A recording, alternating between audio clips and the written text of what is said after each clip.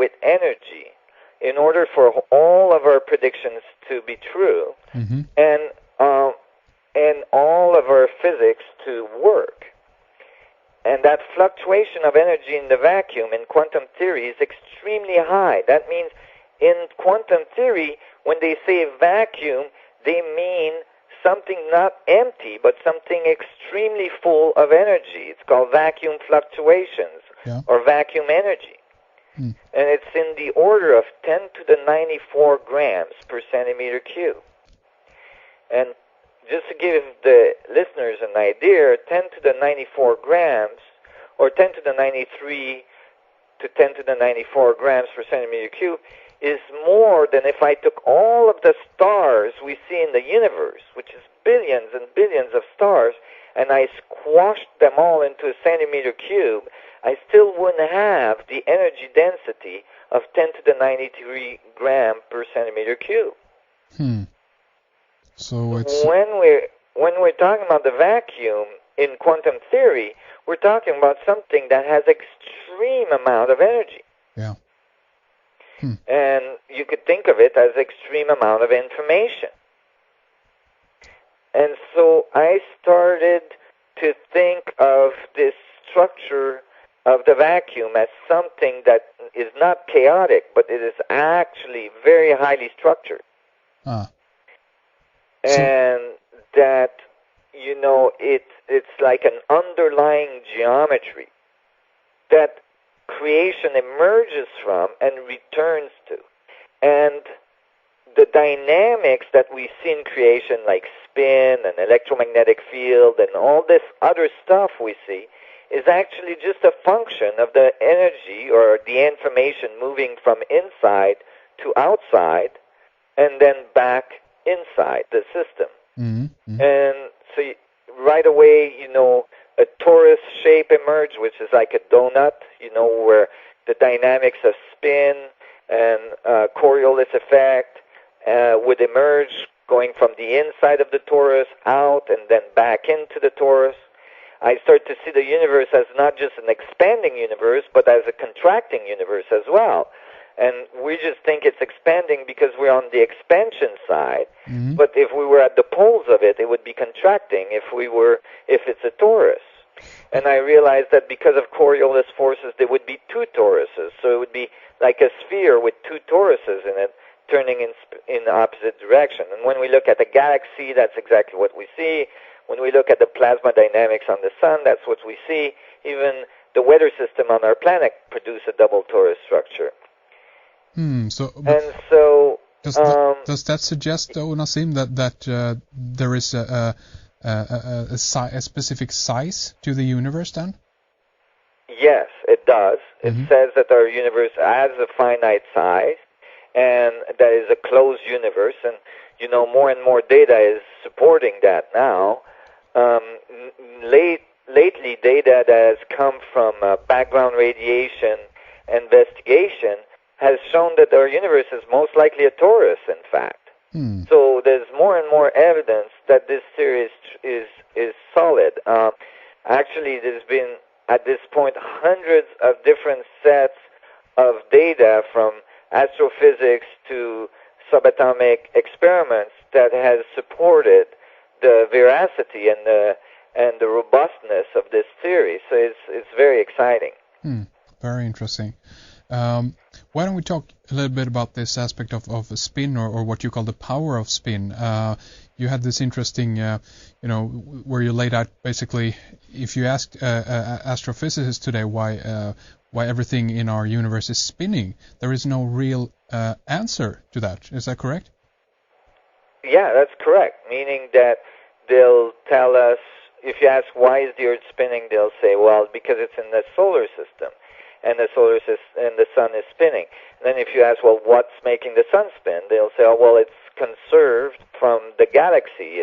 It's because the galaxy is spinning. And then you say, well, what's making the galaxy spin? And then eventually you get back to the Big Bang, and they say, oh, well, it all started in the Big Bang, which is, the Big Bang theory is like, it's like the god of science. You know, in religions, they say God did everything. Well, in science, they just say the Big Bang did everything. But Right. in both cases, it doesn't tell you anything about creation. And So if that was my view is that creation is occurring continuously, and that you know, this description I was saying between what's going in and what's coming out, the dynamics, and you know, that dynamics is even evident in your existence, in your day-to-day existence. You know, you eat things, and that gives you energy, and then you do things on the outside of you, and that gives you information that goes back into you, and you interpret that information, and then you act upon it in a certain way outside, and that gives you more information that goes, and all this thing, like you can see that dynamic of the feedback between what goes in and what comes out everywhere, and the significance is that when this happens, the result is spin. And a good example for that is when you pull the plug on the tub after you've taken a bath. When you pull the plug, water starts to spin in. It doesn't just go in straight, it spins in. Yeah. And as water goes in, air comes out. There's an exchange. And so the exchange between the vacuum and what we call reality is the result of this information moving back and forth produce the spin that generates all of creation. And so I modified Einstein's equation to show that very dynamic being part of space-time itself, that space and time has this intricate intrinsic spin embedded in it. It's called a torque, a force that brings everything into motion, that brings everything into spin. And that is the source of all of creation. Fascinating. And of course, this opens up many different areas, of course. But I mean, there's so many different things that this comes out of. For instance, you mentioned that in the vacuum there's information or energy then about. I guess that the information mainly is about how what the structure is going to be next time it is expanding again. Is that correct, or is there anything more in that energy or in that information in the vacuum? Yeah, basically that the vacuum is like a huge hard drive, which is everywhere, you know, and it's like impregnated with all of the information. It's in every atom. All atoms are mostly made out of vacuum, and basically it's each atom is a little dot, a little point of infinite potential, infinite density, because it has the vacuum at its center. And let me explain that a little bit. If everything is a little torus, a little donut, or a double torus, like two donuts on top of each other spinning in the opposite direction, like a electron and a positron, or like a north and south pole on a galaxy, you can think of like what's in the middle of the torus. Well, the middle of the torus is the vacuum. Yeah.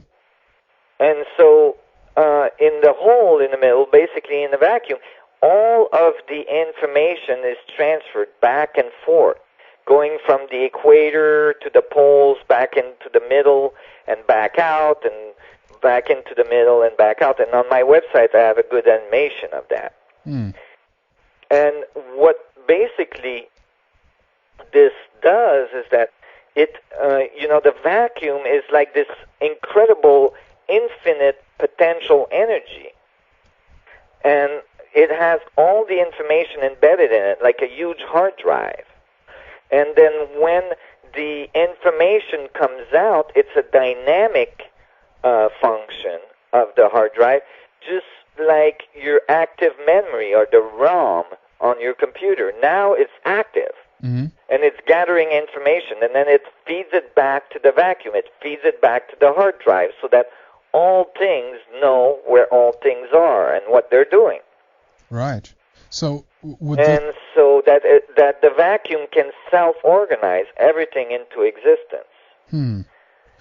This opens up the area of quantum communication or even instant communication. We're constantly trying to, go faster in space and things like this. We're building stuff to go faster and faster all the time, but eventually yes. we're going to reach the point of entropy. It's not going to go any faster. But would you say that this is an area that would open up a whole different new technology, basically, if we look at space travel, for instance?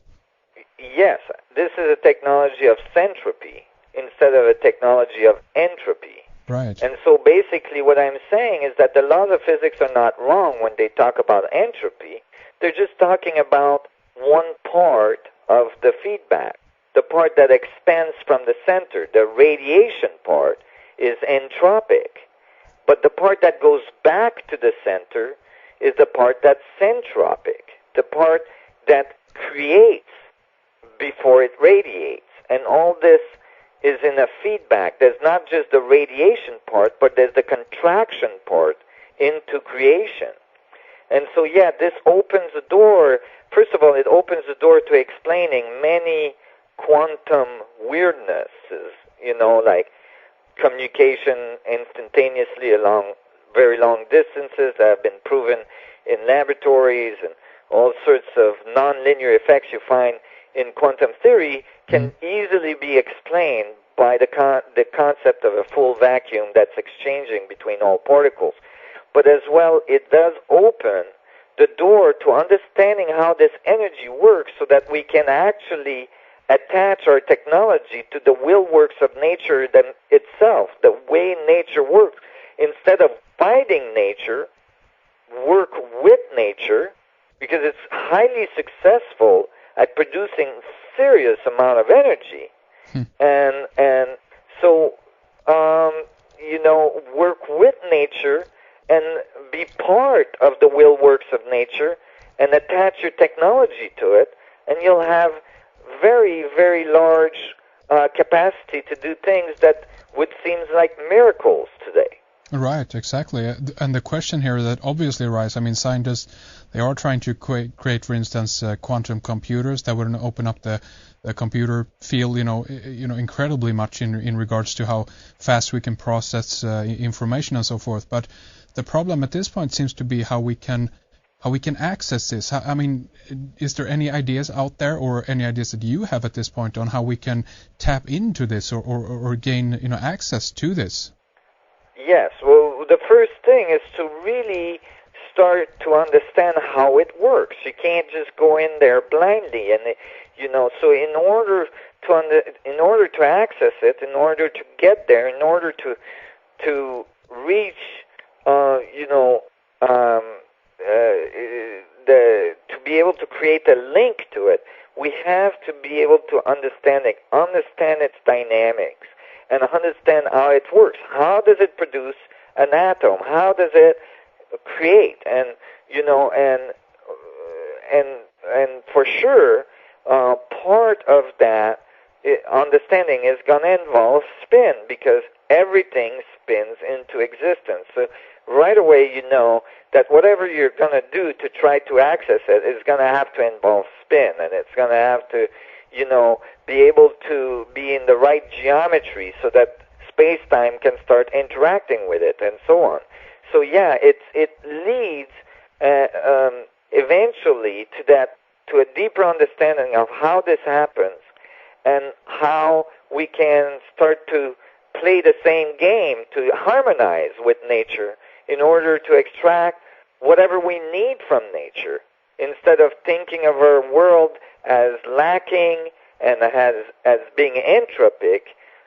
We can think of our world as having infinite amount of possibilities and infinite amount of energy, and and nature is not limited to